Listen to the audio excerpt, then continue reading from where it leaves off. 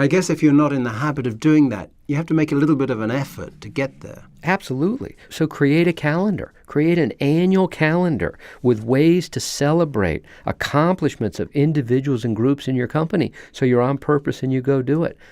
I can tell you an example of a general contracting company that we had, and they created a Subcontractor of the Month award. And the president of the general contracting company actually delivered it to the subcontractor's place of business, or if their place of business was their truck and they were on site, they'd go to the site and they'd make that presentation. He would personally make it every month. Do you know the impact getting a plaque from a general contractor that's saying, you're the subcontractor of the month for us, and here's your plaque? Do you know how proud that makes them feel? And think about the impact it had on the company. What do you think the connection then between that subcontractor and that contractor is for the next job? Don't you think they might get some special attention? Yeah. So it's good in itself and also a change that is going to affect the fortunes and the direction of the business. Right. John, it would be like, have you ever had a birthday that you didn't celebrate? Or one that didn't seem to be as celebrated as another one? And how did that impact you? Yeah. How about that? My mom just turned 83 or 4, I forget.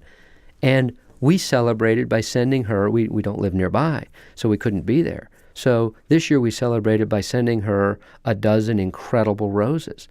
Okay, she remembered the last time that happened, okay, prior to my father dying. She wrote us a letter, and you know what was in the letter? One of the rose petals. She wanted us to see the color that we sent her. Now imagine if we hadn't celebrated her birthday in that way, we would have never gotten that letter with that rose petal in it. In the context of the business, this theme of celebration would seem to have to do with your role as a leader, because you're asking us to take the leadership function of saying, hold it everybody, something's been achieved here. There's a reward needed, there's an enjoyment needed, there's a celebration needed. Tell me more about this leadership function of the entrepreneur.